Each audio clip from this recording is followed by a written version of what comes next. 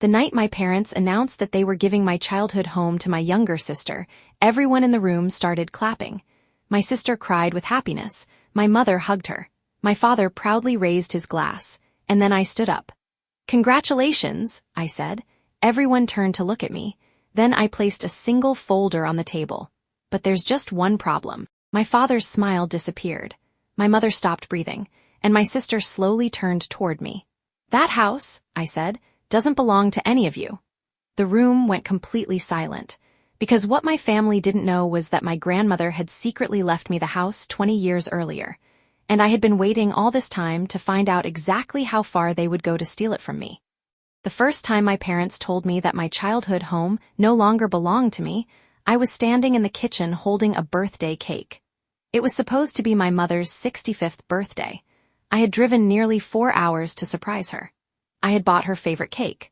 I had even brought a gift wrapped in the same blue paper she used every year when I was a child. But when I walked through the front door, I heard my father say something that made me stop. "Once Sarah signs the papers, the house will officially be your sister's." I froze. My younger sister, Emily, laughed softly. "Finally," she said, "it should have been mine years ago." I stood there in the hallway, holding my mother's birthday cake. Nobody knew I was listening. And nobody knew that the house they were planning to give away had never belonged to my parents. It belonged to me. But before I tell you how I proved it, you need to understand why my own family believed they could take everything from me. My name is Sarah Mitchell, and for most of my life, I was the daughter my family never really wanted. My younger sister Emily was born 3 years after me. From the moment she came into the world, everything changed. Emily was beautiful, charming, and outgoing. I was quiet. Emily loved attention. I preferred books. Emily made mistakes, and my parents called them growing pains. I made mistakes, and they called me irresponsible. If Emily wanted something, my parents found a way to get it. If I wanted something, I was told to be patient. When I was 16, I wanted to attend a summer writing program in another state. The program cost $1,200. I had saved half the money myself from working at a grocery store. I asked my parents if they could help me with the rest. My father looked at me and said, "We don't have money for hobbies." The very next week, they bought Emily a $2,000 laptop because she wanted to start a fashion blog. I never forgot that, but I also learned something. If I wanted something, I would have to earn it myself. So I did. I worked hard. I went to college on scholarships and part-time jobs. I slept in tiny apartments. I worked weekends. I learned how to survive without asking anyone for help. Meanwhile, Emily lived at home until she was 26. My parents paid for her car. They paid her credit card bills. They even helped her start an online clothing business. The business failed after 1 year. My parents called it bad luck. When I lost my job during a company downsizing, they called me careless. "You should have chosen a more stable career," my mother told me. I didn't argue. I simply moved on. By the time I was 32, I had built my own marketing company. It wasn't an overnight success. There were years when I barely paid myself. But slowly, the company grew. I hired employees. I gained clients. And eventually, I started making more money than I had ever imagined. That was when my parents suddenly started calling me more often. Not because they missed me, because they needed things. "Sarah, could you help us with the mortgage?" "Sarah, Emily has a business opportunity." "Sarah, your father's car needs repairs." At first, I helped. I thought maybe this was my chance to finally have the family relationship I had always wanted. I paid one of my father's medical bills. I helped my mother renovate the kitchen. I even gave Emily money when she said she wanted to restart her business. She promised me she would pay me back. She never did. When I asked her about it, she laughed. "Sarah, you're rich now, don't be so dramatic." I was shocked. "Rich?" She shrugged. "You have a company, you can afford it." That was the moment I realized something. My family had never really changed. They had simply discovered that I had money. Still, I continued helping my parents. Because no matter how much they hurt me, they were still my parents. And the house they lived in was the house where I had grown up. It was a beautiful 2-story home on a quiet street. White walls, a large backyard, an old oak tree in the front yard. I had spent my childhood there. But the house had a history my parents never talked about. It originally belonged to my grandmother. My grandmother, Alina, was the only person in my family who truly understood me. When I was young, I used to spend weekends at her house. She encouraged me to write. She told me that being quiet did not mean being weak. She was the first person who ever told me that I could build a life of my own. When she became ill, I visited her every week. My parents rarely came. They always had excuses. She doesn't recognize people anymore. She's too difficult. We're busy. But I kept going. I brought her food. I read books to her. I sat beside her bed. One night when I was 24, my grandmother held my hand. "Sarah," she whispered. "Yes, Grandma. There is something I need you to know." She pointed toward a drawer beside her bed. "After I'm gone, don't let them take what I left for you." I didn't understand. "What do you mean?"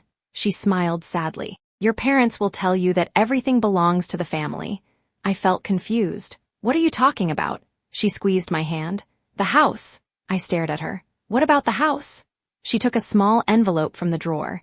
Inside was a copy of a legal document. She told me that she had transferred ownership of the house into a trust. The beneficiary was me. I didn't believe her. "Grandma, why would you do that?" "Because I know your parents," she said. "And I know you." She told me that she wanted me to have a secure future. The house would remain available for my parents to live in as long as they were alive, but they could not sell it, transfer it, or give it to anyone else. After their lifetime, the property would belong entirely to me. I was shocked. "Don't tell them," she warned me. "Why?" "Because if they know, they will find a way to take it from you." I promised her I would keep the documents safe. A few months later, my grandmother passed away. At her funeral, my parents cried, but I noticed something. My mother never once asked me about the documents. My father never mentioned the house. I assumed everything was being handled properly. Years passed. I kept the papers in a safe deposit box. I never told my parents. I never told Emily. And eventually, I almost forgot about them. Until the day I heard my father talking in the kitchen. "Once Sarah signs the papers, the house will officially be Emily's." My hand tightened around the birthday cake. I stepped backward before anyone could see me. I left the house without making a sound. I drove home in silence. For the first time in years, I opened the safe deposit box. The original documents were still there. The trust agreement, the legal transfer, the signatures, the official records, everything. The house belonged to me. My parents had no right to give it to Emily, but I didn't call them. I didn't confront them. I didn't scream. Instead, I did something they never expected. I waited. 3 days later, my mother called me. "Sarah, sweetheart," she said. Her voice sounded unusually sweet. "Yes, Mom. We need to talk about the house." I already knew what was coming. "What about it?" "Well, your father and I are getting older." "I know, and Emily needs a stable place to live." I remained silent. My mother continued. "We've decided to transfer the house to her." I pretended to be surprised. "Transfer the house?" "Yes." "Why?" "Because she needs it more than you do." I almost laughed. I was the one who had paid their bills. I was the one who had helped them renovate the house. I was the one who had visited them when they were sick. But apparently, Emily needed the house more than I did. "Mom," I said carefully, "how exactly are you planning to transfer it?" She paused. "Well, your father says you need to sign some documents." There it was. They needed my signature, because they knew the property couldn't legally be transferred without me, but they didn't know that I already had all the evidence. "I'll look at the documents," I said. My mother sounded relieved. "Wonderful. We knew you would understand." I hung up. Then I called my attorney. His name was David Reynolds. He had helped me with my company for years. I showed him the trust documents. He studied them carefully. Then he looked at me. "Sarah, your grandmother protected this property extremely well. So they can't give it to Emily?" "No." "Can they force me to sign?" "Absolutely not." "Can they sell it?" "No." "Can they legally claim they own it?" "They can claim anything they want," he said. "But that doesn't make it true." I sat quietly. Then I asked him a question. "What happens if I do nothing?" He smiled slightly. "Then nothing happens." That was when I made my decision. I wasn't going to expose them immediately. I wanted to see how far they would go. The following week, my parents invited me to dinner. Emily was there. The moment I walked in, I knew something was wrong. Emily was wearing an expensive dress. My father had papers on the table. My mother was smiling too much. "Sarah," she said. "Sit down." I sat. My father pushed a folder toward me. "This is just a simple transfer agreement." I opened it. It was not simple. They were asking me to sign away all rights to the house. In exchange, they were offering me nothing. Not $1, not even a thank you. I looked at Emily. "You want the house?" She smiled. "Mom and Dad want me to have it." I turned to my father. "Why do you need my signature?" He became uncomfortable. Because you're part of the family. That answer told me everything. I closed the folder. I'll review it. My mother immediately frowned. Why do you need to review it? Because it's a legal document. My father leaned forward. Sarah, don't make this difficult. I looked at him. I'm not making anything difficult. You're being selfish, Emily said. I turned toward her. Selfish? Yes. You're successful, you have plenty of money.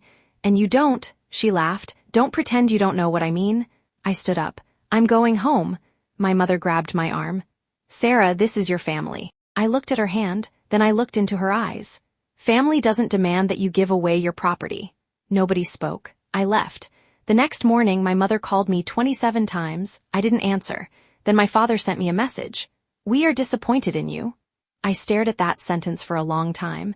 I had spent my entire life trying not to disappoint them. And now, for the first time, I realized something. They had never been afraid of disappointing me. Why should I be afraid of disappointing them? A week later, Emily announced her engagement. She was marrying a man named Daniel. The wedding was going to be expensive, very expensive. My parents decided to host the engagement party at the house. I was invited. I almost didn't go. But then I received a message from my mother. You need to come, we have something important to announce. I knew exactly what it was, so I went. The house was decorated with flowers. There were dozens of guests, family members, friends, neighbors. Everyone was dressed beautifully. Emily stood beside Daniel, smiling proudly. My parents stood near the fireplace. After dinner, my father tapped his glass. Everyone, may I have your attention? The room became quiet. My father smiled. Tonight, we are celebrating our daughter Emily and her future husband Daniel. Everyone applauded. Then he continued. But we also have another announcement. I felt my mother looking at me. My father turned toward Emily. Your mother and I have decided to give Emily this house. The room erupted in applause. Emily covered her mouth dramatically. My mother hugged her. Daniel looked shocked. Someone shouted, "Congratulations!" My father smiled proudly. Then he looked at me, and that's when I stood up. Actually, I said. The room became quiet. My father frowned. I smiled calmly. This house doesn't belong to any of you. The silence was immediate. My mother stared at me. What did you say? I repeated myself. The house doesn't belong to you? My father stepped forward. Sarah, don't embarrass yourself. I reached into my bag, then I placed a folder on the table. This house was placed into a trust by my grandmother. My mother went pale. My father stopped moving. Emily stared at the folder. What are you talking about? I opened it. Grandmother Alina transferred ownership of this property before she died. My father shook his head. That is impossible. No, I said, it is legal. My mother grabbed the papers. She began reading. Her hands started shaking. I continued. She gave you both the right to live here for the rest of your lives. My father looked at me. You knew? Yes. For how long? 20 years. The room was completely silent. My mother looked at me with anger. Why didn't you tell us? I stared at her. Because Grandma told me not to. My father's face turned red. That woman had no right to do this. I looked at him. She owned the house. She was our mother, and she was my grandmother. Nobody said anything. Then Emily stepped forward. You can't do this to me. I turned toward her. Do what? You know how much I need this house. You don't need it. I was promised it. By people who didn't own it. Emily looked at my parents. My father looked furious. This is a family matter. I shook my head. No, it stopped being a family matter when you tried to give away property that belonged to me. Daniel looked confused. Emily, you told me the house was going to be yours. Emily said nothing. I looked at him. Did she tell you that the house was already being used as collateral for several of her business loans? Emily's face changed. Daniel turned toward her. What? I continued. Did she tell you that she planned to sell the house after the wedding? Emily stared at me. How do you know that? Because I read the documents you tried to make me sign. My father looked at Emily. Is that true? She didn't answer. That was answer enough. The party was over within minutes. People left quietly. Some apologized to me. Others avoided eye contact. My parents remained standing in the living room. My mother started crying. You're destroying this family. I looked at her. No, you are. No, Mom. I took a breath. You destroyed this family years ago. She stared at me. I continued. You chose Emily every time. My father looked away. I finally said everything I had kept inside for years. When I needed help, you told me to figure it out myself. When Emily needed help, you gave her everything. When I worked hard, you called it luck. When Emily failed, you called it bad luck. When I helped you financially, you called it family. But when I refused to give away the one thing Grandma left me, you called me selfish. My mother began crying harder, but this time I didn't comfort her. I had spent years comforting everyone else. It was finally time to take care of myself. I left the house. For the next several weeks, nobody contacted me. Then one morning, my father called. I almost didn't answer. But I did. What do you want? His voice sounded different, tired. We need to talk. About what? The house. I closed my eyes. What about it? We want to stay. You can. There was a long silence. What do you mean? Grandma's trust allows you to live there. My father sounded surprised. You're not evicting us. No, even after everything. I thought about it. Then I answered. I am not like you. He became quiet. I continued. But there are conditions. What conditions? You cannot sell it. You cannot transfer it. You cannot use it as collateral. And you cannot give Emily permission to move in. My father sighed. Sarah, I am not negotiating. He said nothing. Then he asked, why are you doing this? I looked out the window of my office. The answer was simple. Because Grandma wanted me to have a future. I didn't hear from my parents for several months. During that time, I completely separated myself from my family. I stopped paying Emily's bills. I stopped sending money. I stopped answering calls that only came when someone needed something. At first, I felt guilty. Then I realized something. Guilt is often what people use to control you when they can no longer control your decisions. Emily's wedding was postponed. Daniel discovered that she had hidden several debts from him. They eventually broke up. Her clothing business failed again. My parents blamed me. They said that if I had given Emily the house, everything would have been different. I didn't respond, because I knew the truth. The house had never been the real problem. The problem was that my family had spent years believing they were entitled to everything I worked for. My parents remained in the house. I allowed them to stay. But I stopped treating them like people I needed to please. I visited occasionally, not because I was afraid of losing them, because I chose to. There is a difference. 1 year later, my mother called me. She sounded weak. Sarah? Yes. I wanted to say something. I waited. I was wrong. I said nothing. She continued. About you. My eyes filled with tears, but I remained silent. I always thought you were strong enough to survive without us. I swallowed. And Emily? My mother began crying. I thought she needed us more. I looked down. For years, I had wanted to hear those words, but when they finally came, they didn't heal everything, because an apology cannot erase decades of favoritism. It can only acknowledge the damage. I appreciate you saying that, I told her, but things can't go back to the way they were. I know, and I will never give Emily the house. My mother was silent. Then she said, I know. That was the first honest conversation we had ever had. A few months later, I visited my grandmother's grave. I stood there for a long time. I placed flowers beside her name. Then I whispered, you were right. The wind moved through the trees. I smiled. My grandmother had understood something my parents never did. Family is not always the people who share your blood. Sometimes family is the person who believes in you when nobody else does. Sometimes family is the person who protects your future when others are planning to take it away. And sometimes, the greatest revenge is not destroying the people who hurt you. Sometimes the greatest revenge is building a life they can no longer control. I had spent years believing that I needed my family's approval. I thought if I worked hard enough, gave enough, and sacrificed enough, they would finally love me the way they loved Emily. But I was wrong. I didn't need to earn love from people who had already decided not to give it. I didn't need to prove that I deserved a place in my own family. And I certainly didn't need to give away my future to make someone else comfortable. My parents wanted to give my house to my sister. They thought I was just the quiet daughter who would eventually give in. They thought they could pressure me. They thought guilt would work.